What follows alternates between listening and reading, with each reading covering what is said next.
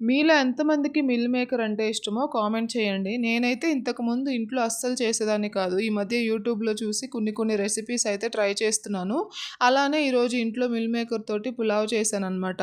First అయితే mill మేకర్‌ని ఒక 20 minutes వరకు హాట్ వాటర్‌లో సోక్ చేసుకొని వాటర్ అంతా స్క్వీజ్ చేసేసిన తర్వాత అందులోనే కొంచెం పెరుగు, ఉప్పు, కారం, పసుపు వేసి మ్యారినేట్ చేసుకొని పక్కన పెట్టేసుకున్నా.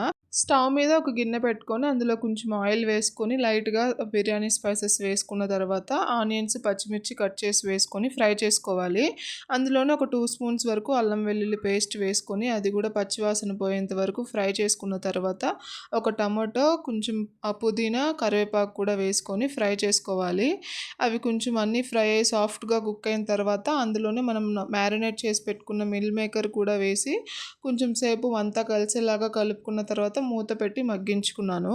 ఇంకా అందులోనే మన టేస్ట్‌కి సరిపడా ఉప్పు, కారం, పసుపు, ధనియాల పొడి, గరం మసాలా, కొత్తిమీర కూడా వేసేసి అంతా కలిసేలా కలుపుకోవాలి. అందులోనే నానబెట్టి పెట్టుకున్న 1 గ్లాస్ రైస్ వేసేసుకొని దానికి సరిపడా 1 ½ గ్లాస్ వాటర్ కూడా వేసుకొని పైనుంచి కొత్తిమీర వేసుకొని లో ఫ్లేమ్‌లో అలా కొంచెం సేపు ఉడికించుకున్నాను. ఒక 10 మినిట్స్ కల్లా ఇలా మంచిగా కుక్ అయిపోతుంది. ఇది చేయడానికి నాకు 20-25 మినిట్సే పట్టిందనమాట. వీడియో నచ్చితే లైక్ చేసి సబ్స్క్రైబ్ చేసుకోండి.